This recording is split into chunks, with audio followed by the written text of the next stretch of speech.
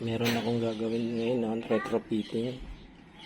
Ito kasing isang electric fan, ang problema nito yung base. Base ang problema nito, yung sa ilalim. Ito yung pinaka niya, poste niya, Ngayon, ang i-retrofit ko, may i-retrofit ako ito galing sa isang electric fan. Ayun yung post naman ng isa. Ito. Tingnan ko kung mailalagay ko yung poste nito dito sa kabila. Dito aalisin ko to. Yan, aalisin ko to. Ipapalit ko yun. Ito. So ito naman, may sariling base na to pipinturahan ko na lang mamaya. Titingnan ko lang guys.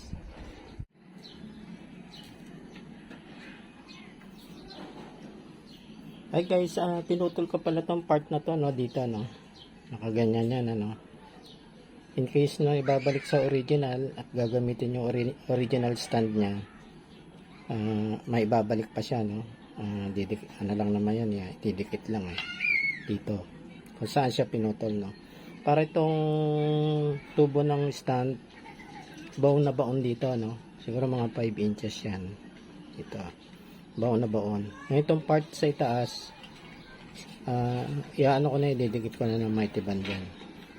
So hindi na yan gagalaw. Ang adjustment na lang yan, pag inangat itong buong iaangat, tapos dito pa rin ang lock niya dito. So mas mababa ito dito, nakabaon siya, mas mas matibay yan guys, nakatayo na okay na. Wrap lang yung pintura ko doon lang naman yan, base lang so ito kulang na lang nito propeller para magamit na siya. At dito malalagay na to doon sa kwarto o kaya sa ibaba pang pamalit-palit ng electric fan. Siguro tatanong nyo kung paano na i-akma dun sa sa base. Ayan yan yung ilalim niya. Ito yung yung L screw niya. Ito. So meron siyang plate dito. Actually ito palang plate ito pala yung sangga, itong plate.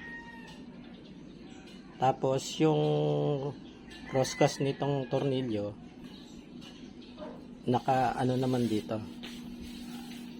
sa crosscast nitong itong post.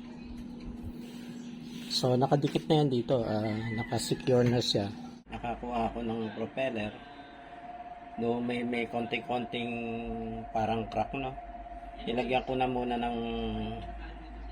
ng pandikit para maging secure siya. Kasi ganito yung mga ganitong propeller malutong to hard plastic.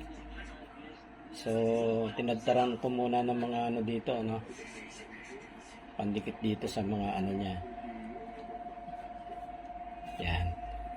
Tapos ikakabit ko na. 14 lang to 14 inches.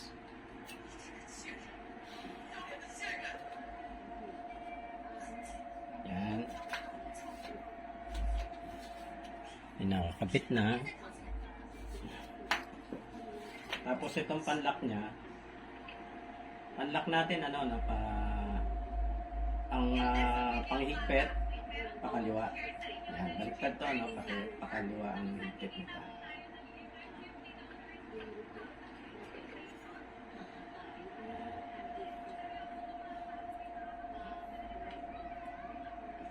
Okay. So wala naman siyang walang problema yung ikot niya freely naman nakaikot siya. So kukunin ko lang yung sa itaas yung front cage niya para safe pagka pinaikot ko pag tinesting ko. Kailangan ko kasi to, no, for alternate. Kasi karamihan sa nasusunog na electric fan yung talagang ano, no, babaran, ano. Usually mga 2 to 3 hours lang dapat, tapos meron ng ano, no, may karelyebo siya para hindi masyadong nagiinit yung motor niya. So ito na yung cage, no, ilalagay ko na yung cage. Ano? Hindi naman kasi yan yung original na propeller niya, no. Yung propeller kasi nito binigay ko dun sa mother ko. Nasira kasi yung propeller niya dun sa wall pan niya. So itong available na propeller, hindi ko alam kung saan galing na electric fan, no. Pero mas kakulay niya ganun din eh. Maroon din yung kulay. Ay. Na guys, so working okay na siya. Ginawa ko na lang ng paraan yung ano, no, yung propeller niya kasi masyadong dikit sa nakadikit dun sa ano eh, tumatama dun sa real cage niya, yung sa likod. Kaya pagka ganun, may sabit na masisira yung ano, yung kanyang propeller, no? Mababakli yung propeller niyan eh. So ang ginawa ko, yung slot ng propeller, kinalsuhan ko, no, mga maliit na kalso lang, no, para umangat yung ano, yung propeller. So ayan, okay na siya. So pwede na pagtiyagaan muna yan, yung mga brakes dun sa ano, yung mga crack, no, visible crack dun sa propeller, nilagyan ko na nitong ano, etong glue, no, para masuportahan siya, hindi siya agad bumigay. So ayan, no, matatagal pa naman ng ano niyan, no, matagal pang bibigay yan, no.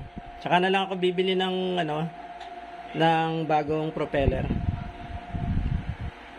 Yan, okay naman siya, malamig, oh. Sarap ng hangin niya. Yung isang ginagamit namin isa. Ito ano rin tong isa, mahangin din, no? So ang gagawin ko diyan, ano yan, palitan na lang yung dalawang electric fan na yan, no? Para maingatan yung kanyang motor, no? Kasi sa mga ganitong, lalo lang ganyan, mainit ang panahon. Yung mga motor niyan madaling uminit, no? Nag-overheat.